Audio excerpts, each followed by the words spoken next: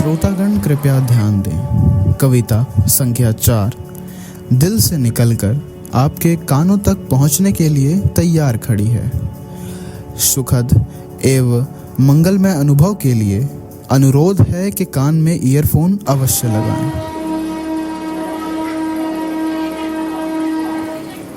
अधूरी थी जिंदगी की एक कसर कि रेल सफर में मिले मुझे भी कोई प्यारी हमसफर।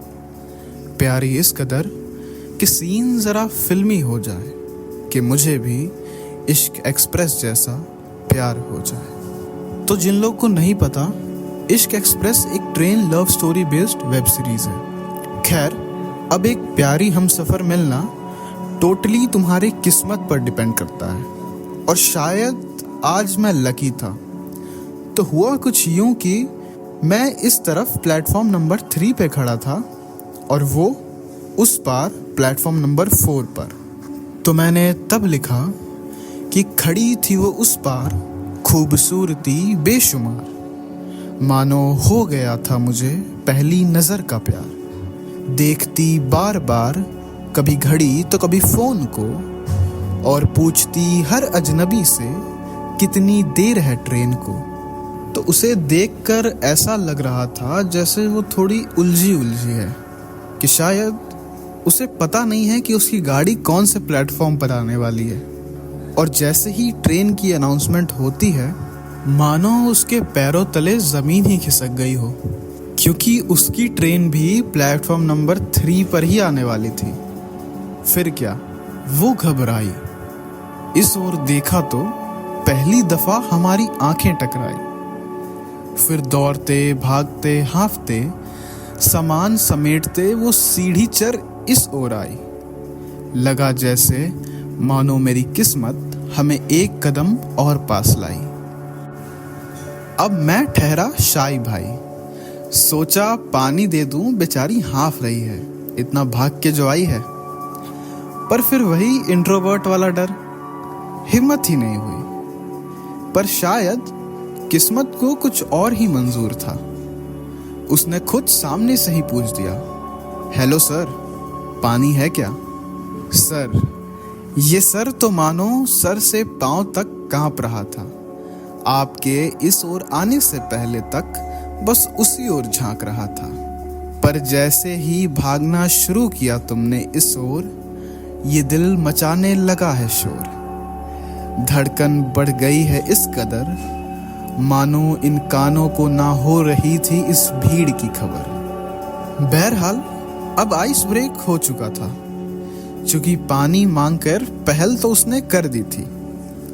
तो इंट्रोवर्ट वाली ऑकवर्डनेस भी अब नहीं थी।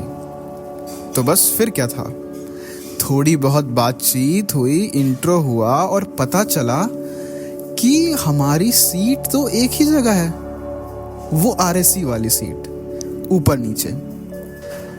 तब जाकर मुझे वो मुहावरा समझ आया कि ऊपर वाला जब भी देता छप्पड़ फाड़ के। और मैंने तब लिखा कि लग रहा है मेरे अच्छे कर्मों का फल हो तुम, इतना शीतल स्वभाव लगे गंगा का जल हो तुम। और कौन कहता है ऊपर वाले से मांगी दुआ पूरी नहीं होती। मांगा था एक फिल्मी माहौल और प्यारी हमसफर, सो देखो सामने हो तुम। तो अब हम ट्रेन में थे और सफर शुरू हो चुका था। और मैंने सोचा कि डायरेक्ट उसके पास जाके बैठने से अच्छा कुछ देर मैं अपनी सीट पर ही बैठता हूँ। उसे भी एडजस्ट होने का टाइम मिल जाएगा और मैं भी अपने दोस्तों से ज़रा हिम्मत बटोर लूँगा। तो फिर क्या था, मैं झटपट अपनी सीट पे बैठ गया और अपने दोस्तों को मैसेज करने लगा और सूरते हाल बताए और पूछा कि क्या लगता है भाई लोग, क्या करना चाहिए, नीचे जाके बैठूं क्या? तो उन्होंने हिम्मत देते हुए कहा, हाँ और क्या, पूरे रास्ते ऊपर ही थोड़ी बैठे रहेगा, इंसान है भाई तू, मशीन नहीं, इंसान का शरीर भी अकड़ जाता है।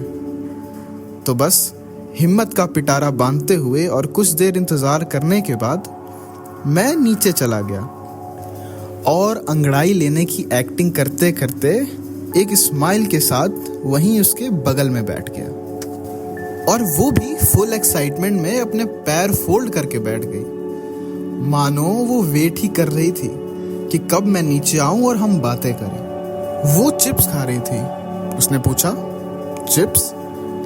अब पहली बार में पूछते ही ले लूंगा तो कितना चीप लगेगा, नहीं? तो मैंने मना कर दिया। वो बोली, डाइट पर हो क्या? और हंसने लगी। और फिर तो जैसे बातें रुकी ही नहीं। अर्पिता नाम था उसका। बचपन की वो बेस्ट मेमोरी से लेके बुढ़ापे में उसे क्या क्या चाहिए उसने सब बता दिया। जैसे कैसे उसने बचपन में जिद करके साइकिल ली और फूलों में उसकी कोई पर्टिकुलर चॉइस नहीं है। उसे कोई भी प्यार से अगर फूल दे दे उसके लिए वही प्यारा हो जाता। और जब मैंने पूछा कि तुम्हारी हॉबीज क्या हैं, तो कहने लगी, लोगों का दिमाग खा लेती हूँ। फिर उसने मुझसे पूछा कि तुम क्या करते हो, तुम्हें क्या पसंद है? तो मैंने बताया, मुझे लिखने का शौक है, कविताएं, कहानियां, शायरी वगैरह वगैरह। अच्छा, तो कुछ सुनाओ। अब मैं चाहता तो उसे कोई पुरानी शायरी सुना सकता था, बट फिर लगा कि उस पर कुछ लिख कर सुनाऊंगा तो ज्यादा अच्छा इंप्रेशन पड़ेगा। तो बस मैंने टाइम मांगा और कहा कि 10 मिनट वेट करो। मैं उसे देखता, स्माइल करता और कुछ लिखता, और वो बस स्माइल करते करते वेट करती। फिर पूरा होने के बाद मैंने उसे सुनाया, अनजान ही सही पर अब वो मेरी जान है, लोगों का दिमाग खाना जिसका पसंदीदा काम है। अब उसकी बातों से मेरी ये शाम है, और दिमाग तो रहा नहीं उससे मिलने के बाद। तो चलो बतलाता हूँ इस दिल का क्या हाल है। तो चौक मत जाना ये जानकर कि ये दिल तो अब पहले से भी बवाल है। एज यू नो, सब उसकी बातों का कमाल है। और अब उस अजनबी की बातों के बिना अधूरी हर शाम है, अर्पिता जैसा प्यारा जिसका नाम है। तो ये लाइन सुनते ही मानो उस लड़की ने तो तारीफों के पुल ही बांध दिए थे। और फिर टाइम होता है खाना खाने का। खाना शेयर किया, खाए पिए, कुछ देर और बातें हुई, और फिर हम लोग अपनी अपनी सीट पर सोने चले गए। सोचा अभी सो जाता हूँ, कल बात करेंगे तो कांटेक्ट ले लूंगा, इंस्टा वगैरह या फिर और कुछ।